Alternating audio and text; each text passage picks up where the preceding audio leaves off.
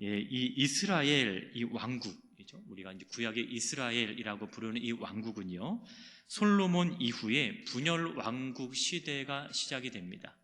그러니까 처음에는 하나의 나라로 시작이 되었지만 솔로몬 이후에 이제 분열 왕국이 되어서 북이스라엘과 남유다로 나뉘어지게 됐죠.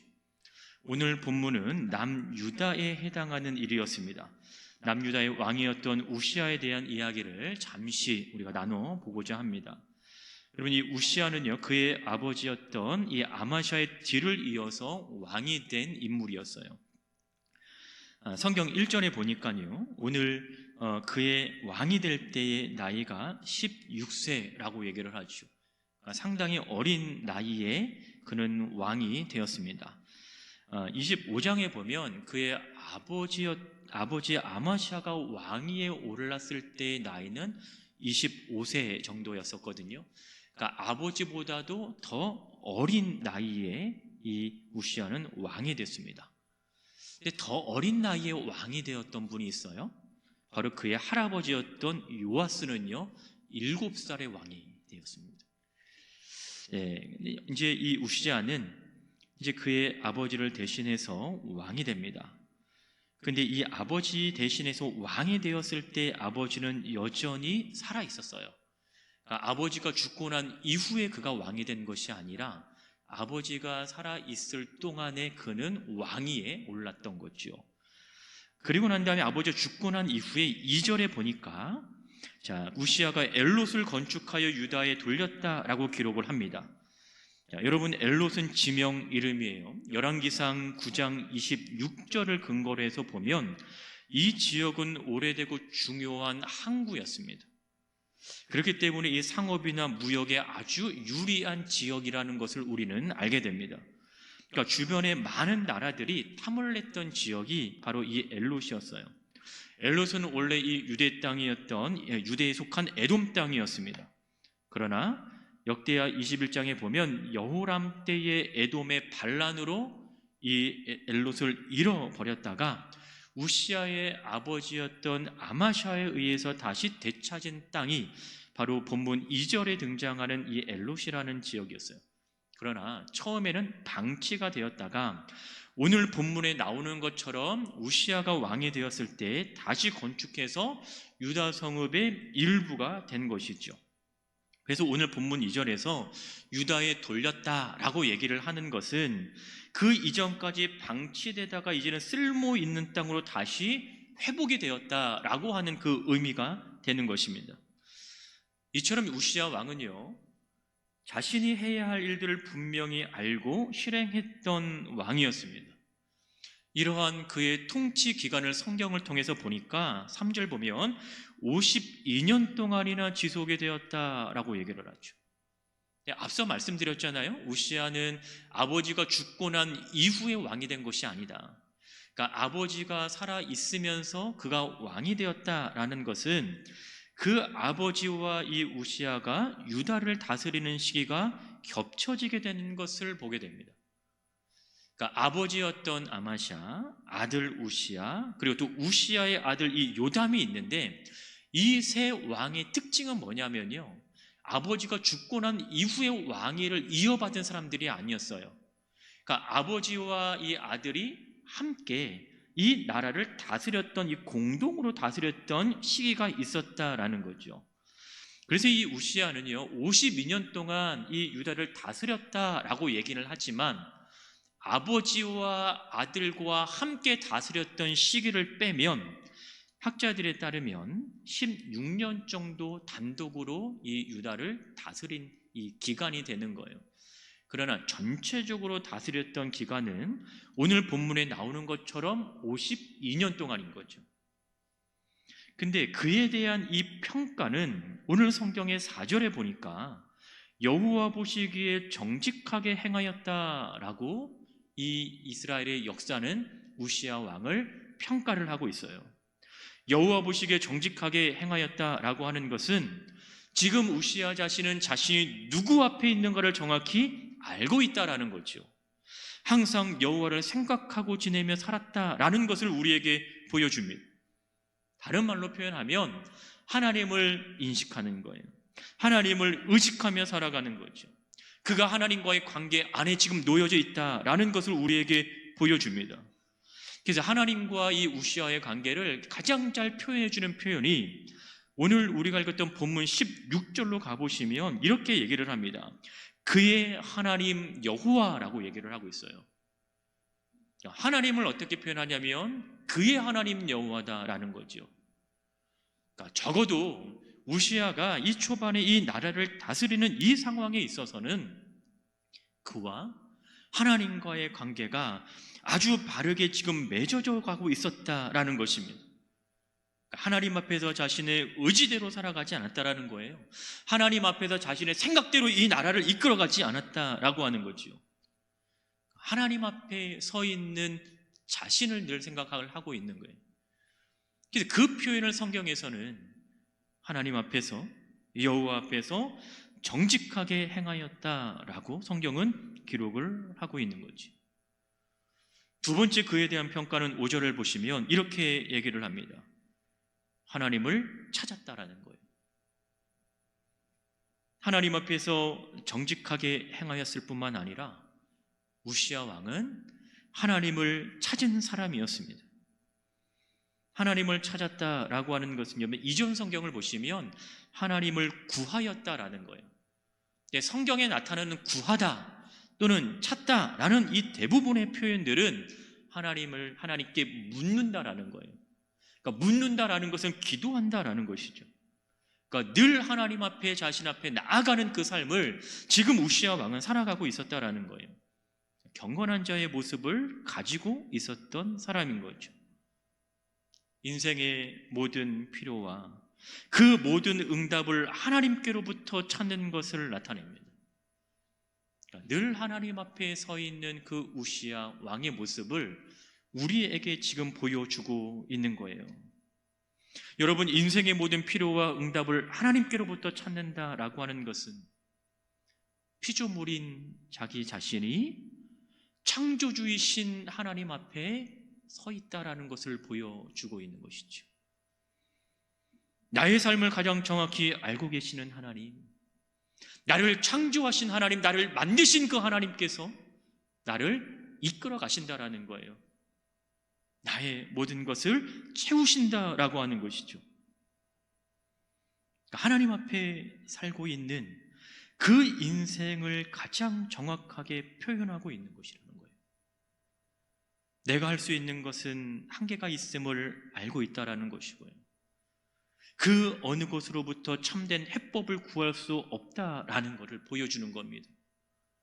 오직 하나님께 나아갈 때에만, 오직 하나님께 구하여 그분으로부터 답을 얻을 때에만이 가장 명확한 답을 찾을 수 있다라는 것이죠. 여러분, 한 나라를 다스렸던 이 왕 우시아조차도요, 자신의 모든 인생을 하나님께 맡기는 것을 보게 됩니다. 그는 하나님의 은혜를 구해요. 그는 하나님 앞에 자신을 낮춥니다. 그는 하나님 앞에 자신을 끊임없이 물어봅니다.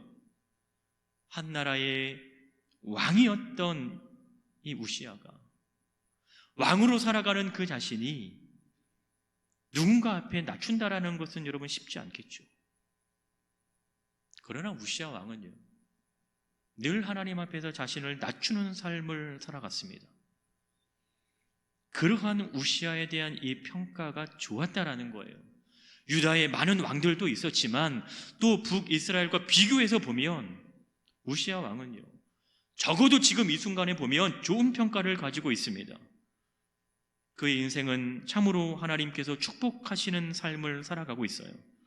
여러분, 5절 하반절에서도 보시면 하나님이 형통하게 하셨다라고 그를 설명을 하고 있습니다. 형통하게 하신 그 주체는 하나님이시고 그 형통을 경험하고 있는 사람은 바로 이 우시아 왕인 거예요. 우시아는 삶의 주인이신 하나님을 철저히 바라보는 삶을 지금 살아가고 있었던 것이죠.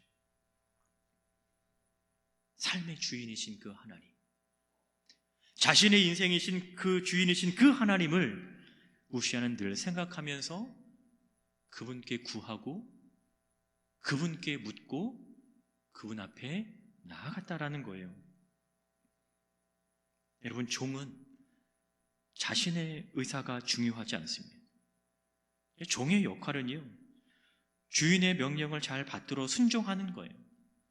여러분, 우리가 종이라고 한다면 우리가 주의 뜻을 잘 이해하고 우리가 주의 뜻을 잘 받들어서 섬기는 것이 바르고 참된 모습이라고 하는 것이죠.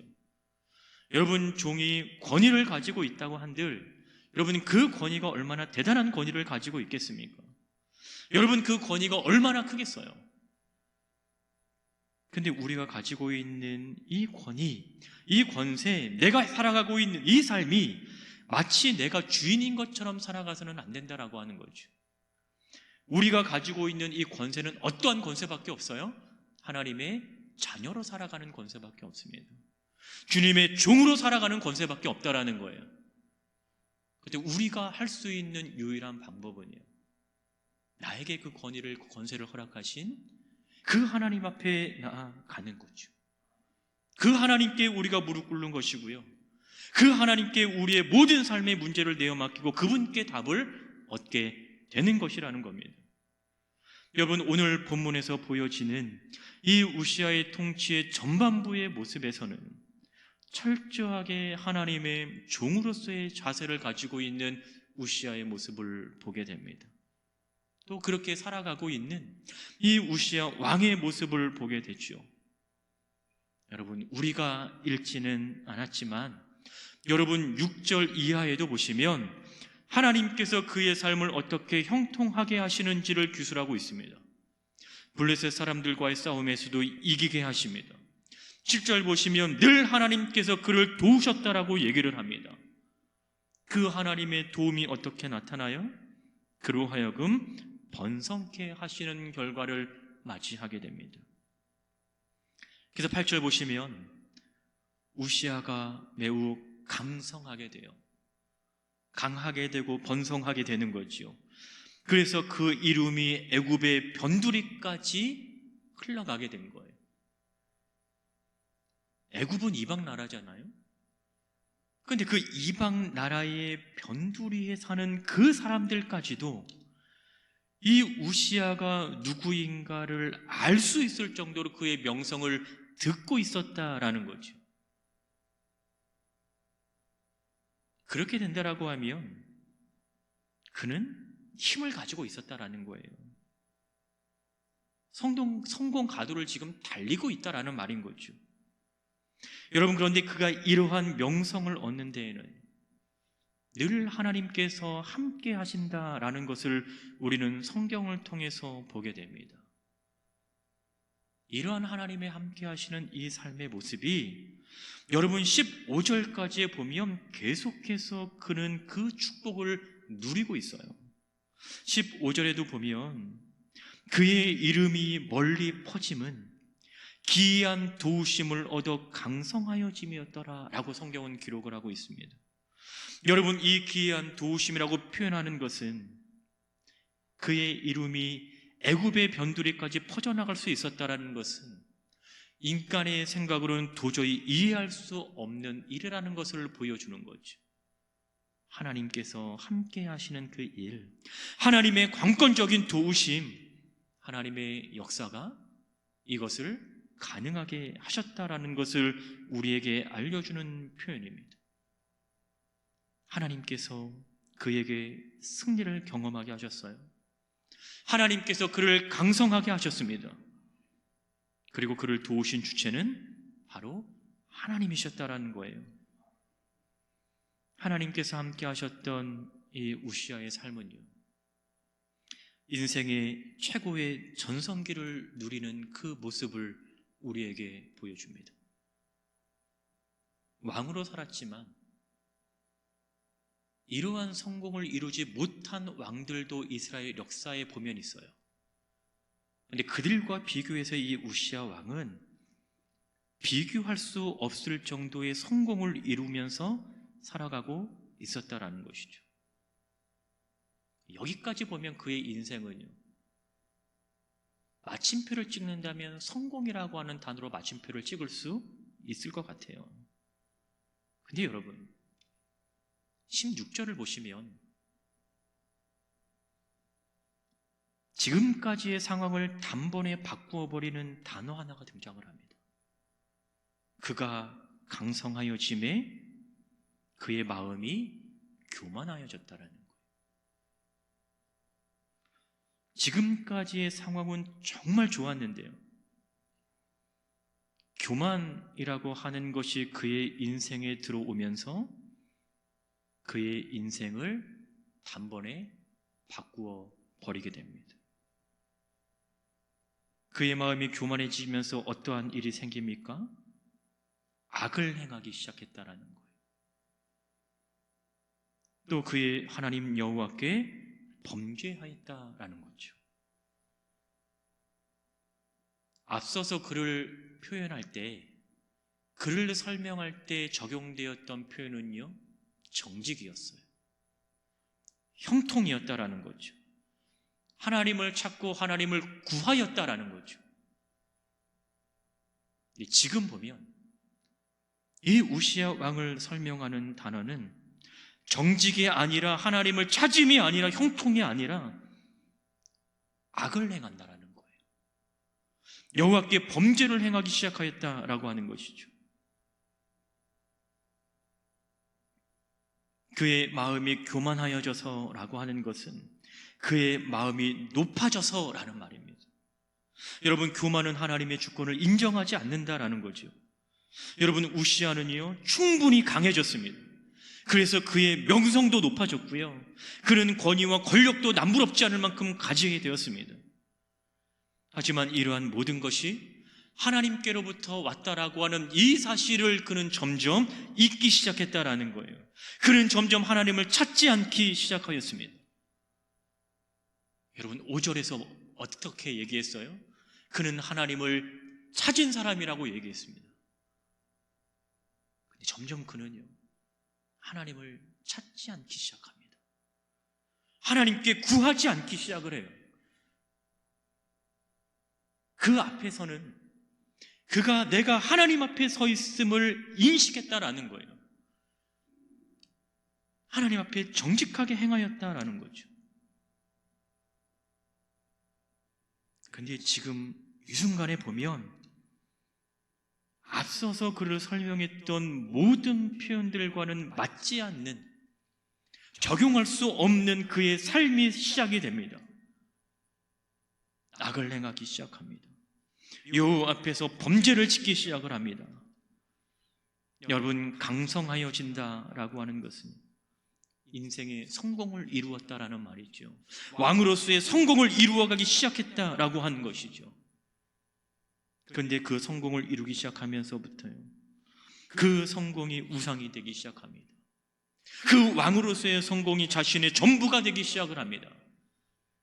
그래서 그의 눈에 들어오는 것은요, 성공이 들어오기 시작을 하고요, 악이 들어오기 시작하고 악을 행하는 것이 들어오기 시작한다라는 거예요. 여러분, 악을 행한다라는 것은 악을 따라간다라는 말이죠. 악을 구한다라는 말이죠. 악을 찾는다라는 말이죠. 앞서서 하나님을 찾았던 그의 모습과는 전혀 다른 모습입니다. 여러분, 우리에게 있어서 하나님을 두려워하지 않는다면 여러분, 우리에게 어떠한 일이 일어나겠습니까? 여러분, 하나님을 두려워하지 않는데 여러분, 죄를 짓는 것이 어렵겠습니까? 하나님을 두려워하지 않는데 우리가 하나님을 의식하며 살아갈 수 있겠습니까? 전혀 그렇지 않죠. 여러분, 우시야는 어떤 죄를 짓는지 여러분 16절 보시면, 하반절 보니까 여호와의 성전에 들어가서 향단에 분향하려 합니다. 성전에 들어가서 한다. 성전에 들어간다라는 것은 여러분 제사장의 임무를 한다라는 거예요. 우시야는요 왕이었지 제사장이 아니었습니다. 그런데 그는 제사장이 해야 할 일을 자신이 하려고 하는 거지요. 제사장의 권위를 자신의 발 아래 두기 시작합니다. 왕도 하나님의 기름 부음 받아 세워졌잖아요. 그럼 제사장도 하나님의 기름 부음 받아 세워진 직분입니다. 그런데 그 제사장의 직분을요 자신이 하려고 하는 거예요. 월권이죠.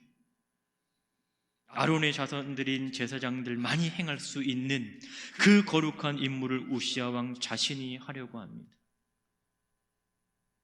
하나님으로부터 멀어지는 순간에 분별하지 못하는 일이 생기기 시작을 하죠. 자신이 할 수 있는 것과 자신이 하지는 않아야 할 것에 대한 구분을 못해요. 그가 드는 생각이 뭘까요? 내가 왕이라는 사실이죠. 변하지 않는 사실은요, 그가 왕이라고 하는 사실인 거예요. 하나님을 찾았을 때에도 그는 왕이었고요, 지금 하나님 앞에서 범죄하고 있는 이 순간에도 그는 왕이라고 하는 사실에는 변함이 없습니다.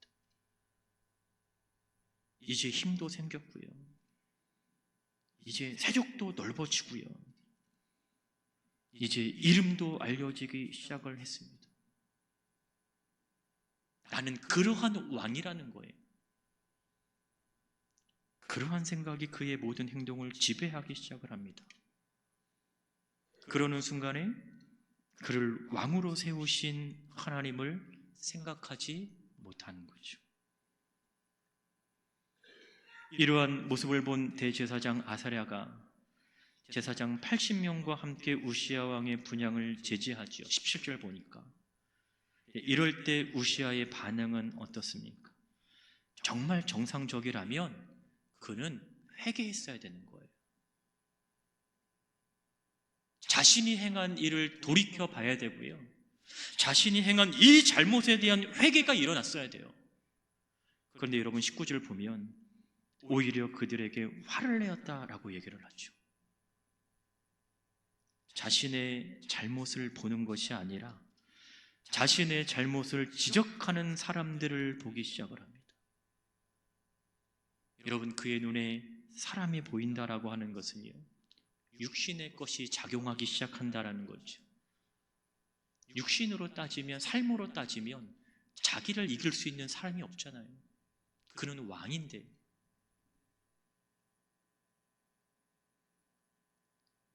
지금 우시야는 자신이 어떤 잘못을 하고 있는지 전혀 깨닫지 못합니다. 분향하려 했던 모습은 단순히 그가 제사장이 해야 할 일을 대신하려고 했다라는 이 차원을 넘어서서 하나님께서 금하신 것을 행함을 통해 그분의 권위에 도전을 합니다. 하나님의 말씀에 불순종하기 시작을 하는 거죠. 이러한 그의 행동을 여러분 18절에 보니까 왕이 범죄하였다라고 규정을 합니다. 이 범죄하였다라고 하는 것은 이미 이 범죄가 이루어졌다라는 거예요. 이 범죄의 결과가 여러분 18절 끝에 보니까 뭐라고 얘기합니까? 하나님 여호와에게서 영광을 얻지 못하리이다라는 거예요. 이미 그렇게 결정되었다라는 것이죠. 그런 그에게 하나님께서는 나병으로 벌하시죠. 죄를 지으니까 나병을 얻게 된다라는 이야기가 아니고요, 하나님의 심판이 그에게 임했다라는 것을 지금 말합니다. 결국 그의 인생은 어떠한 결말을 맞이합니까? 성전에서 쫓겨납니다. 죽는 날까지 나병으로 살아가야 됐고요, 여호와의 전에는 들어오지 못한 채 별궁에서 격리된 채 살아갑니다. 여러분 21절에 보면 이렇게 표현합니다. 성경은 여호와의 전에서 끊어지다라는 거예요. 끊어지다. 그의 하나님 여호와라고 하는 이 표현을 통해서 그와 하나님과 관계가 연결되어 있었던 상황이었다면, 지금 이 상황은요, 하나님과 그와의 관계가 끊어져 버렸다라는 거죠. 그의 왕권은요, 그의 아들 요담에게로 넘어갑니다. 강성해져 갔던 이 우시야 왕은 점점 그 힘을 잃어가고 있어요. 앞서서 하나님께서 형통하게 하셨던 그의 모습과는 완전히 상반되는, 지금 전혀 다른 모습이 나타나고 있죠. 여러분, 그의 통치 초기와 비교한다면 너무 초라한 결말을 맞이하는 우시야를 보게 됩니다. 근데 여러분, 오늘 본문에서 한 가지 볼 것이 있는데, 그의 통치 전반부를 기술하고 있는 표현을 다시 보시면, 여러분 5절 다시 한번 보겠습니다. 5절에 보시면 다 같이 한번 읽겠습니다. 시작. 하나님의 묵시를 밝히 하는 스가랴가 사는 날에 하나님을 찾았고 그가 여호와를 찾을 동안에는 하나님이 형통하게 하셨다. 아멘. 여기서 한 사람이 등장합니다. 스가랴라는 사람이 등장해요. 이 스가랴를 어떻게 설명을 하고 있냐면 하나님의 묵시를 밝히 아는 스가랴인 거예요.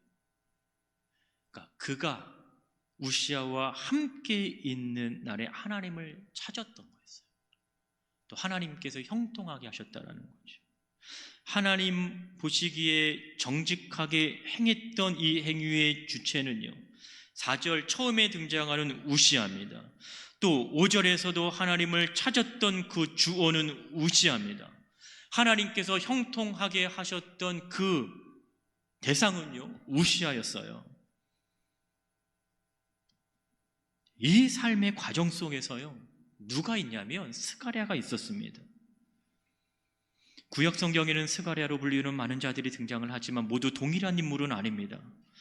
오늘 본문에서 등장하는 이 스가랴도요, 그에 대한 정보가 한정적이기 때문에 우리가 알 수 있는 것은 많이 없지만, 여러분 이사야 8장 2절을 근거로 해서 본다면 그는 이사야와 함께 증인으로 활동했던 사람이었어요. 그리고 또 하나, 오늘 본문에 보면 우시아 왕의 조언자로 활동했다라는 정도는 우리가 알 수가 있습니다. 여러분, 묵시를 밝히 안다라고 하는 것은, 스가랴는 이 우시아 왕에게 하나님에 대한 이 경외의 지식을 가지고 분별할 수 있는 영적인 스승이라고 하는 것을 보여주고 있는 거예요. 그러니까 적어도 그의 곁에는요, 말씀으로 깨닫게 하는 그 사람이 있었다라는 거예요. 스가랴가 죽기 전까지 우시아는요, 스가랴를 통해서 조언을 들을 수 있었습니다. 무엇이 바른 것인지 무엇이 바르지 못한 것인지를 알 수 있었다라는 거예요. 그의 삶의 결과가 그래서 하나님 앞에서 정직하게 하나님을 찾을 수 있는 그러한 삶의 모습으로 오늘 표현할 수 있는 거죠. 근데 스가랴가 죽고 난 이후에는요, 더 이상 그러한 말을 들을 기회가 없어졌어요. 하나님의 말씀을 들을 수 있는 기회가 점점 멀어지기 시작했다라는 거죠. 그에 대한 결과가 마음이 높아지는 교만으로 나타났습니다. 이것을 통해서 우리가 생각해 볼 수 있는 것이 있죠. 과연 우리에게는 하나님을 두려워하는 참된 조언자가 있는가? 우시아 왕은 스가랴가 살아있을 당시에 하나님 보시기에 정직히 행하였습니다. 이것은 스가랴와 같은 참되고 하나님을 경외할 줄 아는, 하나님을 두려워할 줄 아는 조언자가 있었기 때문이라는 거예요. 그러한 동역자들이 있는가? 내가 그러한 동역자로서의 그런 삶을 살아가고 있는가? 여러분, 조언자는요, 듣기 좋은 말만 하는 사람은 아니지 않습니까? 바른 말이라고 하는 것이 꼭 듣기 좋은 말만 의미하는 것은 아니겠죠. 듣기 좋은 말을 할 때도 있지만 때로는 듣기에 거북한 말이 있기도 합니다. 물론 우리는 듣기 좋은 말을 듣는데 익숙해져 살아가고 있지만 이것이 꼭 우리에게 좋은 것만은 아니겠죠. 특히 신앙적으로 성숙해지기 위해서 필요하다면 우리는 모든 말을 들을 수 있어야 하는데, 과연 하나님을 찾는 그 삶을 우리가 살아가고 있는가라는 거죠. 그 하나님의 말씀을 우리가 들으며 살아가고 있는가? 여러분, 우시아는 왕이니까 하나님을 구하는 것이 쉬웠을까요? 우시아는 왕이니까 하나님 앞에 정직하게 살아가는 것, 하나님의 말씀을 듣는 것이 쉬웠을까요? 그 주변에 얼마나 많은 조언자들이 있었겠습니까? 왕에게 좋은 말을 하는 얼마나 많은 사람들이 있었겠어요? 성경을 한번 찾아보겠습니다. 역대하